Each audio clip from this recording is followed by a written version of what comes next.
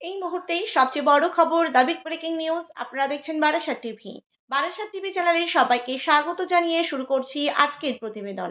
আজকের প্রতিবেদনের মূল বিষয়বস্তু, আসন্ন বিধানসভা ভোটের আগেই আলিমুদ্দিনের বৈঠক মানেই রাজনৈতিক তাপমাত্রা কয়েক ডিগ্রি বেড়ে যাওয়া। কমিউনিস্ট পার্টি অফ ইন্ডিয়া, মার্ক্সবাদী ও ইন্ডিয়ান সেকুলার ফ্রন্টের সম্ভাব্য মহাজোট নিয়ে এখন রাজ্য রাজনীতিতে চর্চার ঝড়।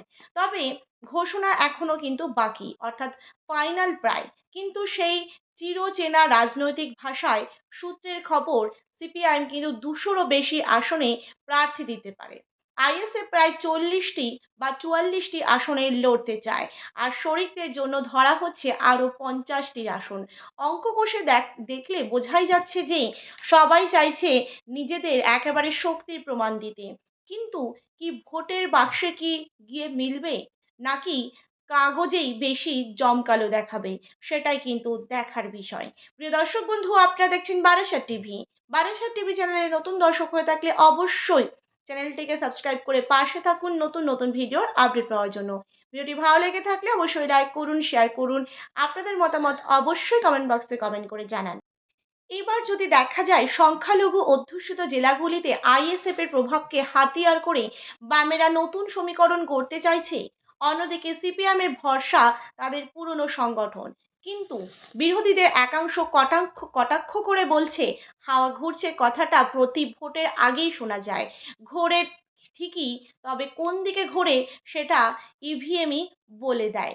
এবং বাম শিবিরের দাবি, মানুষ পরিবর্তন চাইছে, শাসক দলের বিরুদ্ধে অসন্তোষ বাড়ছে। এ- এটাই তাদের মূল স্লোগান। তবে রাজনৈতিক পর্যবেক্ষকদের একাংশের মধ্যে শুধু শাসক বিরোধী আবেগে ভর করে লড়াইয়ে জেতা যায় না। প্রার্থী নির্বাচন, বুথ সংগঠন আর মাঠের কাজ, এসবই কিন্তু আসল পরীক্ষা। সব মিলিয়ে মহাজোটের অঙ্ক কিন্তু এখন আলোচনার টেবিলে বেশ একেবারে শক্তপোক্ত দেখালেও ভোটের ময়দানে যে আলাদা খেলা, তা রাজ্যের মানুষ বহুবার দেখেছে। এবার কিন্তু দেখার আলিমুদ্দিনের অঙ্ক বাস্তবের মাঠে কতটা নম্বর পায়, নাকি আবারও সম্ভাব্য রাজনীতিতেই আটকে থাকে, সেটাই কিন্তু দেখার বিষয়। সুতরাং একটা বিষয় পরিষ্কার হয়ে যাচ্ছে, আসন্ন বিধানসভা নির্বাচনকে সামনে রেখে রাজ্য এবং রাজনীতিতে ফের জোর চর্চা শুরু হয়ে গিয়েছে সিপিআইএম এবং আইএসএফ এর সম্ভাব্য মহাজোট ঘিরে। আলিমুদ্দিন স্ট্রিটে যে দলের শীর্ষ নেতৃত্বের বৈঠকের পর জল্পনা কিন্তু আরো তীব্র হয়েছে। তবে দেখা যাচ্ছে যে সূত্র মারফত যে খবর, আসন বন্টন নিয়ে প্রাথমিক সমঝোতা প্রায় চূড়ান্ত পর্যায়ে, যদিও আনুষ্ঠানিক ঘোষণা এখনো কিন্তু বাকি আছে। এবং আসন সমীকরণ কোন দিকে পাল্লা ভারী, আসন সমীকরণের কোন দিকের পাল্লা ভারী, রাজনৈতিক মহলের অনুমান সিপিআইএম এবার 200-রও বেশি আসনে প্রার্থী দিতে পারে। অন্যদিকে নওশাদ সিদ্দিকীর নেতৃত্বাধীন আইএসএফ এর 44টি আসনে কিন্তু লড়াইয়ের প্রস্তুতি নিচ্ছে বলে জোর কল্পনা, একেবারে জল্পনা কল্পনা বলাই যেতে পারে। বাম শিবিরের অন্যান্য শরিকদের জন্য কিন্তু সম্ভাব্য প্রায় 50টিরও কিন্তু আসন ছাড়া হতে পারে, এমন কিন্তু ইঙ্গিত মিলছে দলীয় সূত্রে। এবং যদিও এই সংখ্যাগুলি চূড়ান্ত নয়, তবুও আলোচনার টেবিলে কিন্তু এমন জল্পনা বা রূপরেখায় কিন্তু ঘুরপাক খাচ্ছে বলেই খবর। বিশেষ করে সংখ্যালঘু অধ্যুষিত জেলাগুলিতে এবং ব্লকগুলিতেও আইএসএফ এর প্রভাবকে কাজে লাগাতে চাইছে বামেরা। একই সঙ্গে ঐতিহ্যগত সাংগঠনিক শক্তিকে কিন্তু সামনে রেখে গ্রাম থেকে শহর প্রায় সব ক্ষেত্রে জমি শক্ত করার কৌশল নিচ্ছে কিন্তু সিপিআইএম। আলিমুদ্দিনের তৎপরতা ময়দানে কিন্তু বার্তা, আলিমুদ্দিনের কিন্তু বৈঠক এর পর কিন্তু স্পষ্ট বার্তা, ভোটের লড়াই হবে সরাসরি সংগঠন বনাম একেবারে শাসক শক্তি। জেলা স্তরে ইতিমধ্যেই কিন্তু একাধিক বৈঠক, কর্মী সম্মেলন এবং বুথ ভিত্তিক প্রস্তুতি কিন্তু শুরু হয়েছে। বাম নেতৃত্বের দাবি, জেলায় জেলায় জনমত বদলাচ্ছে, হাওয়া ঘুরছে। রাজনৈতিক বিশ্লেষকদের মতে আইএসএফ এর সঙ্গে যে আসন সমঝোতা হলে সংখ্যালঘু ভোটের একটা বড় অংশ প্রভাব পড়তে পারে। পাশাপাশি দীর্ঘদিন পর বামেদের ভোট শতাংশ বাড়ার সম্ভাবনাও কিন্তু উড়িয়ে দেওয়া যাচ্ছে না। পরিবর্তনের দাগ যেটা সেটা কতটা বাস্তব, বাম শিবিরের দাবি, সাধারণ মানুষের মধ্যে পরিবর্তন চাই যে মনোভাব তৈরি হয়েছে, মূল্যবৃদ্ধি, কর্মসংস্থান, স্থানীয় স্তরের অসন্তোষ, এইসব ইস্যু সামনে রেখেই প্রচারে নামতে চাইছে মহাজোট। এবং তবে রাজ্য রাজনৈতিক মহলের যে বলছে যেটা, শুধু জোট করলেই সমীকরণ কিন্তু বদলে যায় না। ভোটের ময়দানে কিন্তু শেষ কথা বলবে সংগঠন।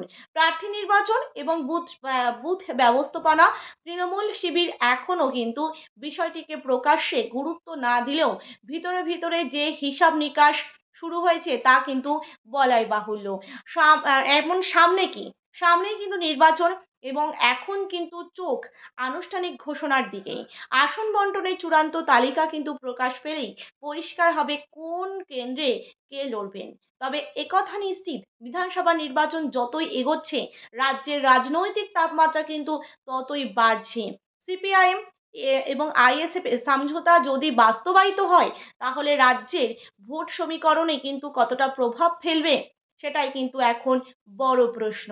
রাজনৈতিক মহল কিন্তু অপেক্ষায় আলিমুদ্দিন থেকে কবে আসবে চূড়ান্ত সিগন্যাল। সুতরাং একটা জিনিস পরিষ্কার হয়ে গেল, আলিমুদ্দিনের কিন্তু চূড়ান্ত সিদ্ধান্তের অপেক্ষায় কিন্তু রয়েছে সিপিআইএম এর রাজনৈতিক মহল, এবং আসন্ন বিধানসভা ভোটের আগেই আলিমুদ্দিনের বৈঠক মানেই রাজনৈতিক তাপমাত্রা কয়েক ডিগ্রি বেড়ে যাওয়া। এবং সিপিআইএম কিন্তু 200টিরও বেশি আসনে প্রার্থী দিতে পারে, আইএসএফ কিন্তু প্রায় 44টি আসনে প্রার্থী দিতে পারে, আর শরিকদের জন্য কিন্তু 50টি আসন কিন্তু ছেড়ে ধরা হচ্ছে, এমনটাই কিন্তু সম্ভাব্য। তবে অঙ্ক কষলেই কিন্তু বোঝাই যায় যে সবাই কিন্তু চাইছে নিজেদের শক্তির পরীক্ষা দিতে। কিন্তু সেটা কতটাই বাস্তবায়িত হবে ব্যালট বাক্সে বা ভোট বাক্সে, সেটাই কিন্তু দেখার বিষয়। সামনেই কিন্তু বিধানসভা নির্বাচন।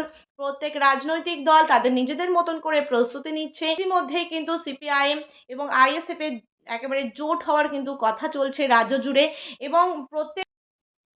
এবং বাম শিবিরের দাবি মানুষ পরিবর্তন চাইছে, শাসক দলের বিরুদ্ধে অসন্তোষ কিন্তু বাড়ছে, এটাই কিন্তু মূল স্লোগান।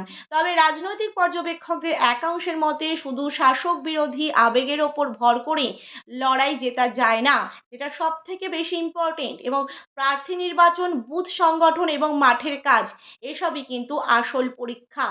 এবং যদি দেখা যায় যে সব মিলিয়ে মহাজোটের অঙ্ক কিন্তু এখন আলোচনার টেবিলে বেশ শক্তপোক্ত দেখালেও ভোটের ময়দানে যে আলাদা খেলা তা রাজ্যের মানুষ কিন্তু বহুবার দেখেছে। এখন কিন্তু দেখার আলিমুদ্দিন অঙ্ক বাস্তবের মাঠে কতটা নম্বর পায়, নাকি আবারও সম্ভাবনা রাজনীতিতেই কিন্তু আটকে থাকে, সেটাই কিন্তু দেখার বিষয়। প্রিয় দর্শক বন্ধু, এই ছিল আমাদের আজকের প্রতিবেদন। ভিডিওটি ভালো লেগে থাকলে অবশ্যই লাইক করুন, শেয়ার করুন। আপনাদের মতামত অবশ্যই কমেন্ট বক্সে কমেন্ট করে জানান। নতুন দর্শক হয়ে থাকলে চ্যানেলটিকে সাবস্ক্রাইব করে পাশে থাকা বেল আইকনে ক্লিক করতে কিন্তু একদমই ভুলবেন না। ধন্যবাদ সকলকে।